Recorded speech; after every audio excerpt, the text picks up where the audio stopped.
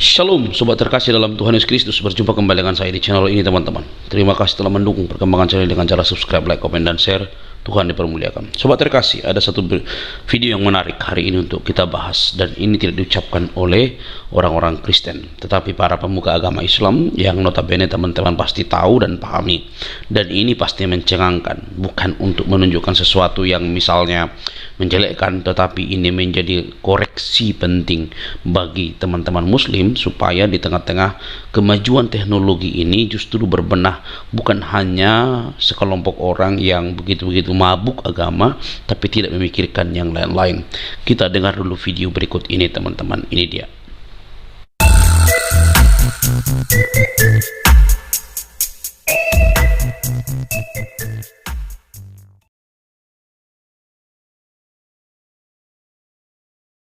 Do you know that Christianity is the fastest growing religion in occupied Iran? Senior cleric claims religion in Iran weak, 50,000 mosques closed. Islam adalah agama paling dibenci di seluruh dunia. Islamophobia naik di mana-mana. Islam mandek jegrek, jalan di tempat, ditinggalkan yang lain. Kita ini sekarang umat Islam secara umum mengalami ketertinggalan di seluruh aspek kehidupan. Sebabnya Islam terus mundur dan mundur dan mundur sampai sekarang titik nadir di alam dunia.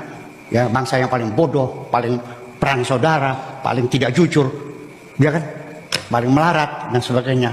Umat Islam ini, ya, mereka merasa bangga, mereka tidak merasa bahwa umat Islam lagi dihukum oleh Allah. Masih mengatakan kami bangsa yang terbaik. Lu ngomong lagi dihukum kamu nih, bikin silet aja nggak bisa. Aja. Ya iya. Orang Islam ini susah diajak bernegara, susah. Orang Islam ini paling gampang diajak memberontak. Kalau Qurannya bilang begitu, dan perangilah mereka sampai gak ada fitnah. Perang orang itu. Berat orang Islam ini diajak untuk menerima negara. Karena kekuatan global paham bahwa orang kalau sudah diislamkan gampang sekali untuk diadu domba. Orang kalau sudah Islam itu gampang sekali ditakut-takuti masuk neraka.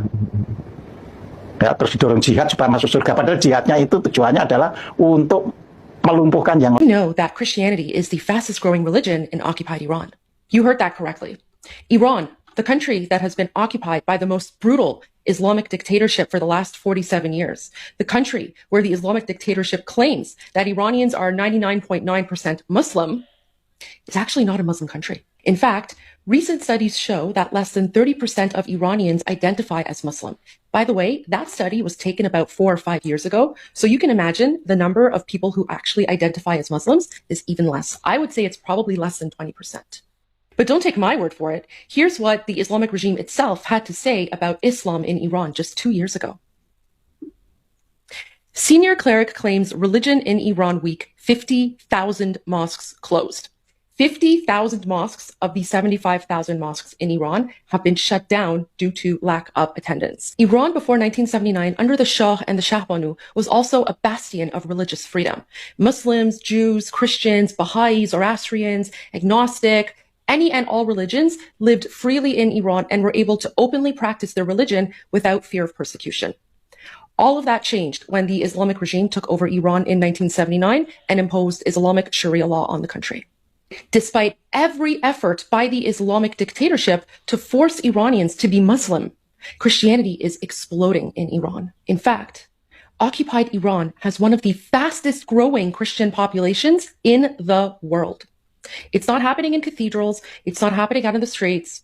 It's happening quietly behind closed doors, in underground churches, in secret gatherings in people's homes. Christians in Iran are literally being jailed because if they speak about Christianity or if they attend Christian churches, the Islamic dictatorship sees that as a sign of national security threat. Even though the terrorist Islamic dictatorship occupying Iran has been cracking down on Christian converts in occupied Iran in order to scare Iranians into remaining Muslim, it's not working. There's a lot more to say about religion in Iran and what's actually happening and what information you're not getting from the mainstream media. But for now, I just wanted to wish all Christians around the world, and especially Christians in Iran who are literally risking their lives just by practicing their faith, I want to wish all of you a very Merry Christmas. Sekarang Islam adalah agama paling dibenci di seluruh dunia. Islamophobia naik di mana-mana. Karena apa? Karena Muslim itu memberikan kontribusi tidak, memberikan teknologi tidak, memberikan sumbangsi manufaktur tidak. Apa tidak ada? Yang ada adalah mereka minta sumbangan. Coba lihat ulama-ulama itu mau bikin pesantren minta sumbangan di YouTube, mau bikin ini itu bikin donasi, setiap ceramah sunduknya terbuka aja kayak gitu.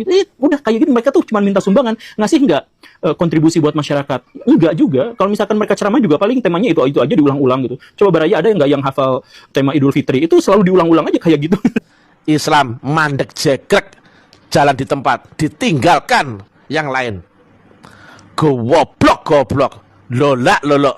Sering saya katakan bahwa kita ini sekarang umat Islam secara umum mengalami ketertinggalan di seluruh aspek kehidupan. Saya sering mengutip apa yang dikatakan oleh Sir Muhammad Iqbal, Allamah Iqbal dari Pakistan, yang mengatakan bahwa umat Islam ini sudah mengalami kejumudan, tidak berpikir selama 500 tahun terakhir ini. Hanya mengutip-ngutip saja dari orang-orang di masa lalu. Sehingga tidak ada kreativitas, tidak ada inovasi yang signifikan, sehingga kita tetap berada dalam kejumudan ini. Kenapa saya langsung bicarakan Islam belum sempurna? Karena ini passwordnya kalau Islam ingin maju. Sebabnya Islam terus mundur dan mundur dan mundur sampai sekarang titik nadir di alam dunia. Ya, bangsa yang paling bodoh, paling perang saudara, paling tidak jujur, ya kan? Paling melarat dan sebagainya. Umat Islam ini, ya, mereka merasa bangga. Mereka tidak merasa bahwa umat Islam lagi dihukum oleh Allah. Masih mengatakan kami bangsa yang terbaik. Lu ngomong lagi dihukum kamu nih. Bikin silet aja nggak bisa. Aja. Ya iya. Orang Islam ini susah diajak bernegara. Susah. Orang Islam ini paling gampang diajak memberontak. Orang Islam itu kan baca Al-Quran. Al-Quran itu imamuna. Dalam Islam itu Al-Quran adalah imamku. Jadi kalau orang Islam itu baca Al-Quran, itu seperti mendapat perintah langsung. Dan dia nggak mau ada negara yang menjembatani ini. Nggak gampang itu ngajak orang Islam masuk negara. Wa qatiluhum hatta la takuna fitnah. Kalau Qurannya bilang begitu, dan perangilah mereka sampai nggak ada fitnah. Perang orang itu. Berat orang Islam ini diajak untuk menerima negara. Karena kekuatan global paham bahwa orang kalau sudah diislamkan gampang sekali untuk diadu domba. Orang kalau sudah Islam itu gampang sekali ditakut-takuti masuk neraka. Ya, terus didorong jihad supaya masuk surga. Padahal jihadnya itu tujuannya adalah untuk melumpuhkan yang lain. Nah, jadi kalau banyak orang yang bisa dilumpuhkan, kan mereka tinggal kipas-kipas. Ya, makan enak, tidur enak, nyenyak, seperti itu. Ini yang harus dipahami. Nah, teknologi ada di barat, Nasrani. Ekonomi di tangan mereka. Politik mereka. Militer mereka. Umat Islam negara terbelakang, miskin, saling bertengkar, kromod, goblok, bodoh.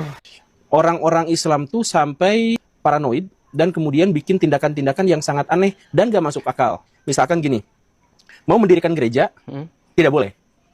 Tidak ada izinnya, tidak boleh begini, tidak boleh begitu, administrasinya panjang. Bikin gereja bisa sampai puluhan tahun izinnya. Nah, karena tidak bisa bikin gereja, akhirnya mereka kalau ibadah dipila di bangunan-bangunan pribadi. Itu juga digerebek karena tidak boleh menjalankan ibadah di luar tempat ibadahnya. Jadi orang-orang itu tuh maunya apa? Bikin tempat ibadah tidak boleh, bikin di rumah sendiri juga tidak boleh. Jadi maunya apa?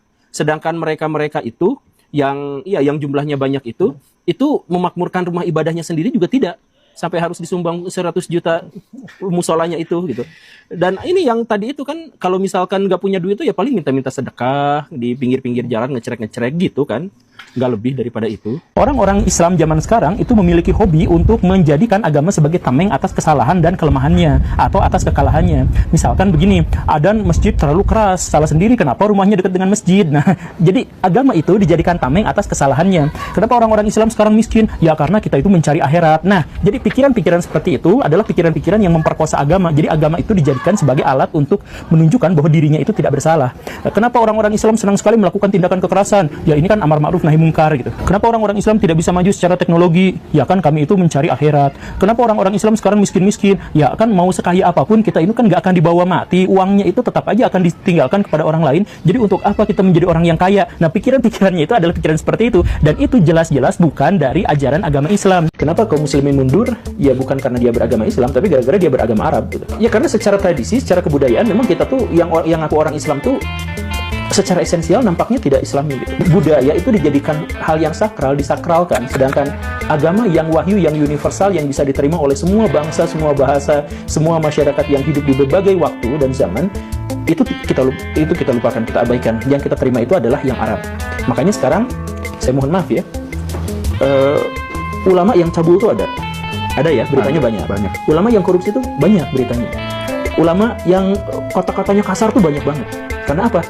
Mereka disebut ulama itu bukan karena beragama Islam, tapi karena mereka ngerti bahasa Arab, ya kan? Karena mereka ngerti tata bahasa Arab, karena mereka bisa memahami tafsiran-tafsiran ala orang Arab, itu kan? Coba kalau misalkan yang dimaksud dengan ulama itu beragama Islam, kata-katanya tidak mungkin kotor. Dia pasti bersih hatinya dari perzinahan, dari pencabulan. Dia kemudian bertanggung jawab, dia amanah, dia nggak korupsi, dan dia berani berjuang melawan kejahatan. Kalau dia benar-benar Islami, kalau dia benar-benar ulama. Tapi itu semua diabaikan. Ulama yang macam itu tuh nggak ada. Yang ada itu adalah ulama yang hafal bahasa Arab, bisa menjalankannya, ngerti tradisi Arab, ngerti bagaimana cara orang Arab menafsirkan sebuah agama, dan seterusnya. Itulah yang disebut sebagai ulama. Nah, disinilah keterlambatan berpikir kita. Kenapa? Karena umat Islam telah merasa keburu bahwa Islam sudah sempurna. Mereka tidak merasa bahwa umat Islam lagi dihukum oleh Allah. Masih mengatakan kami bangsa yang terbaik. Lu ngomong lagi dihukum kamu nih. Bikin silat aja nggak bisa. Aja. Jangan takut murtad, kata Buya Sakur. Iya. Itu yuk sekarang kita berpikir. Jangan takut murtad dong. Daripada kamu mempercayai sesuatu yang tidak benar. Jadi saya tuh dulu takut murtad, Bapak Ibu. 17 tahun saya nggak bisa ngomong kemana-mana karena saya takut dibilang murtad. Sekarang saya dapat berkata, saya nggak takut. Kemanapun saya berada, saya berkatakan dengan iman saya, yes, saya murtad. Murtad menurut mereka, tapi saya menemukan kedamaian hidup. Dan itu bukan kata saya. Ibu saya, di bawah ada mama saya, udah tidur ya. Mama saya menyatakan bagaimana saya yang murtad ini dapat membelalakan mata dia. Bahwa kata dia, anak saya jadi Kristen jauh lebih baik dari anak. Baik teman-teman terkasih dalam Tuhan Yesus Kristus, kira-kira apa respon teman-teman ketika mendengarkan video dari awal hingga akhir? Apakah ini benar para pendapat ustadz dan juga para ulama ini? Apakah ini benar bukan hanya ustadz dan ulama, tapi juga ada politikus dan juga influencer, guru yang menyatakan pendapat mereka tentang agama mereka sendiri? Disclaimer ya, bahwa ini bukan diucapkan oleh orang Kristen, tetapi teman-teman kita Muslim yang kritis banget terhadap keyakinannya. Kritis bukan untuk menjelekkan, tapi kritis supaya dapat berbenah diri dalam beragama, gitu ya. Beragama boleh, tapi juga harus mengingat kemajuan diri orang lain, begitu ya. Nah teman-teman, mereka membandingkan bahwa pertumbuhan kekristenan itu justru jauh lebih cepat di dunia ini, begitu ya. Padahal selama ini kalau kita dengar ada banyak para mualaf lah ya, yang langsung jadi ustadz itu menari-nari lalu berkata banyak orang yang masuk Islam dari Kristen. Saya sebenarnya sudah tahu bahwa terjadi pun orang-orang atau gereja ditutup di luar negeri itu bukan karena mereka masuk Islam, tetapi karena memang gereja itu terdiri dari orang-orang Indonesia yang pergi ke sana, sehingga ketika mereka pulang ke Indonesia otomatis kan berkurang, begitu ya. Ada fakta tentang itu teman-teman. Nah, kita kembali kepada pembahasan ini teman-teman. Apakah yang disampaikan oleh para pemuka-pemuka Islam ini benar tentang Islam? Jawablah di kolom komentar teman-teman. Bahkan baru-barusan juga kita tahu ya, kita agak sedikit kembangkan cara berpikir kita tentang agama, bahwa apa yang terjadi saat ini di Iran, begitu ya, itu kelompok-kelompok siapa itu ya, kelompok-kelompok Islam juga kan. Nah teman-teman yang terkasih, maka ini menjadi pelajaran penting untuk kita semua. Beragama boleh, tapi itu harus mendidik kita untuk beradab, harus membuat kita semakin pintar, makin cerdas, begitu ya. Tapi teman-teman terserah deh ya, terserah mau menilai seperti apa yang disampaikan oleh para pemuka-pemuka agama Islam ini. Saya hanya tertarik dengan cara berpikir mereka yang jujur, yang yang berani mengoreksi diri mereka. Kan jarang tuh orang berani mengoreksi Islam sendiri ya kan, apalagi kalau dikritik nanti malah berbahaya, begitu ya, berbahaya bagi orang yang mengkritik, begitu. Nah teman-teman, kebangunan rohani itu akan terjadi di mana-mana pun ya, di mana orang Kristen itu selalu mengalami penindasan, bahkan sulit membangun rumah ibadat. Udah sulit, udah lama dipersulit, kalau ibadah dipila, dibubarkan. Itu tidak mengherankan untuk konteks Indonesia. Memang Indonesia teman-teman sudah merdeka gitu ya, tapi kenyataannya pahit bahwa Indonesia dijajah oleh Indonesia sendiri, begitu ya, khususnya dalam membangun rumah ibadat. Orang mau ibadah dan memperbaiki moral kok dipersulit, begitu ya. Sedangkan banyak kafe-kafe liar, begitu ya, yang hendak melaksanakan segala kegiatan mereka, kalian tidak sibuk begitu. Nah, kalau kita melihat teman-teman, jangan sampai ya kebutaan kita itu membuat kita mundur begitu. Makanya saya bilang beragama itu boleh-boleh saja dan itu harus untuk memperbaiki akhlak moral, tetapi tidak berhenti sampai di situ. Saat kita beragama, jangan tutup agama orang lain begitu, karena mereka juga sedang memperbaiki diri mereka gitu ya. Nah, itulah kenyataannya teman-teman. Bagaimana dengan di Indonesia? Ya apa yang ku jelaskan tadi, ya begitulah adanya kan gitu. Ya, orang di Indonesia yang berlainan iman jauh lebih berharga tuh orang-orang Palestina dibandingkan orang Kristen yang di Indonesia kan. Itu bukan rahasia lagi teman-teman ya. Orang Kristen mendirikan rumah ibadat sulit, tetapi teriak untuk bela Palestina luar biasa. Itu kan yang kita temui kan. Ditambah-tambah lagi narasi-narasi 25 Desember yang kemarin-kemarin itu hari mualaf sedunia. Aduh, makin kebingungan. Oleh karena apa? Karena minim literasi para mualaf itu ya, para ustadz-ustadz itu. Maka kita harus mendukung para ulama, para pemikir-pemikir Islam yang cerdas untuk mengoreksi agama mereka sendiri supaya membenahi dari dalam untuk memajukan tatanan bangsa kita ini. Nah teman-teman, satu bagian firman Tuhan sebenarnya yang terus mengingatkan saya bahwa ketika pun kita diperlakukan semena-mena seperti itu, bahkan lebih tajam daripada itu, Yesus sudah bilang terlebih dahulu dalam Injil bahwa kamu jangan kaget, jangan gelisah, bahkan jangan marah, jangan kecewa. Kamu akan mengalami itu karena namaku, begitu ya. Walaupun saat mengalaminya sangat sulit menerima, tetapi itulah teman-teman bahwa kita telah diperingatkan oleh Tuhan bahwa mengikuti Yesus Kristus itu bukan perkara yang mudah. Percayalah ya, percayalah di dalam Dia ada keselamatan, gitu ya. Oke teman-teman, saya pikir sampai di sini kita doakan supaya Indonesia jauh daripada orang-orang yang memiliki paham-paham intoleran lah ya. Oke teman-teman, sampai di sini semoga video ini mengedukasi kita beragama dengan cerdas, beriman dengan cerdas. Jangan lupa untuk mendukung dengan cara subscribe, like, komen, dan share. Tuhan dipermuliakan.